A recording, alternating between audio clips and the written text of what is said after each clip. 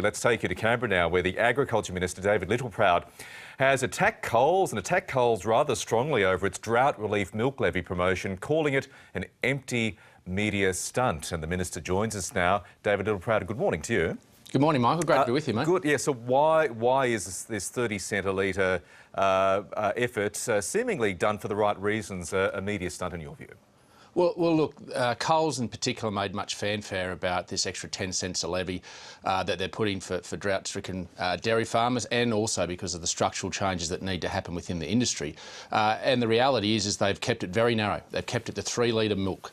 The reality is that's a very narrow portion of their range that sells, and there's very small portions that are going back to the farmers. But what they've also done to compound this is actually made a bureaucracy around getting that 10 cents a litre back to the farmer.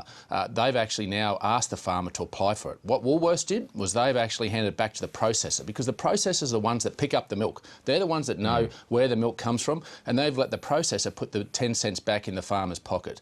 This just shows that Coles are either lazy or at best being slippery. OK, and what would be your advice to customers at Coles wanting to buy milk from now on? Well, look, ultimately the Australian public have all the power in this. They can vote with their feet and their wallet.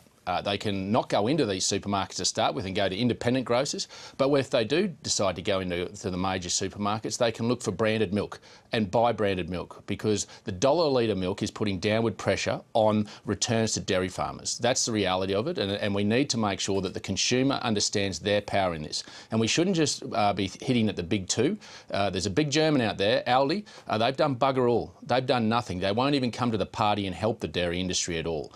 So all these major supermarkets need to have a good hard look at themselves and realise and ask the question, do they want a dairy industry into the future? They have the power to support the Australian dairy industry as we work as quickly as we can through restructuring the marketplace, as the ACCC report has outlined, and I'm doing that today and moving through that, but they've got a role to play in this. Well, it sounds as though you're particularly disappointed with Aldi, fast-growing market share in Australia. Well, definitely. I mean, I first rang all the supermarkets and asked them to come on this journey while I got structural reform to the dairy industry underway. Woolworths, to their credit, led, and they came out. Coles came kicking and screaming because they saw Woolworths had jumped, but Aldi basically just turned around and said, go and jam it. Well, you know what? We should say to the big German, you go and jam it. The reality is they're not interested in the dairy industry here in Australia. They've done nothing. They've done bugger all, and it's time that the Australian consumer looked at Aldi and what they've done. OK, moving on to other issues, the National Party is very keen to have these so-called agricultural visas established to help attract employment to farms, but not getting much traction with your Liberal Party colleagues. Is that issue dead, or would you like to see agricultural visas see the light of day? No, it's definitely not dead. This announcement that the Prime Minister made on the weekend is the first step. It's the first step in making sure that we got the science right around whatever implementation we put in place, and whether it's an ag visa or whether it's tinkering with other programs that we've got in place to make sure that we get the labour when it's needed, where it's needed. It's as simple as that. It's not rocket science, but we need to make sure that we get the science right, and we're working as quickly as we can through that. So whether it's an ag visa or whether it's a change in current programs, it is not over yet. Let me make that clear to the Australian farmers. We are listening and we're moving as quickly as we can. Reports over the weekend that Barnaby Joyce is on the comeback trail. He wants to be leader again. Would you back him? Look, I think that's just a journo with a bit too much time on their hands. The reality is we're pretty happy in the Nats. We've got things back on track, and I think people expect us to focus on them, not on us. Are you completely happy with your leader, Michael McCormack's performance? Of course I am. OK, and do you see a situation in the future where Barnaby Joyce does return to a leadership position? Would you like to see that happen? Oh, of course. You'd never say never in politics. You know, the reality is it's a fluid place, Canberra. The reality is anything can happen in the future, and Barnaby has a lot more to offer regional and rural Australia. Has he got more to do in terms of rehabilitating his public image after the scandal of this year? Well, look, Barnaby hasn't broken any law. That's the reality of it. I'm not supporting his lifestyle choices, but what I'm saying is that he's his own person and he's got the right to privacy. His family's got the right to privacy, and the reality is he should just get on with the job which he is doing and delivering for regional and rural Australia. To another issue, where does the National Party stand on that move now in Parliament this week to change the law to stop faith-based schools expelling gay students? Oh, we'll support that. I mean, that's just common sense, isn't it? OK, and what about gay teachers as well? Would you like to see the legislation extended to cover them, to protect them too?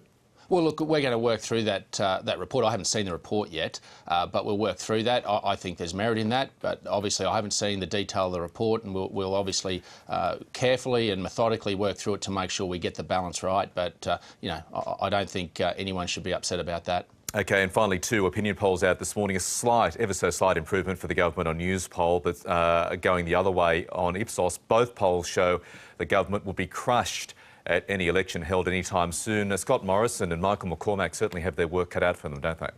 Oh, we all do. And look, I've only been in this place for about 2.5 years, and I've made a very clear rule from when I got here is never to comment on polls. The only poll I'll comment on is on election day, because invariably if you do, you start focusing on yourself and not on the Australian people. The reality is all I'm focused on is the agricultural sector and regional rural Australia. And if I do that, then hopefully those good people out there will cast their vote in favour of myself and the government. Agriculture Minister David Littleproud, thank you so much for joining us on News Breakfast this morning. Anytime, Michael. Great to be with you, mate. I think we should give the Agriculture Minister a language warning, really. A bit rich for breakfast. Direct. Minister!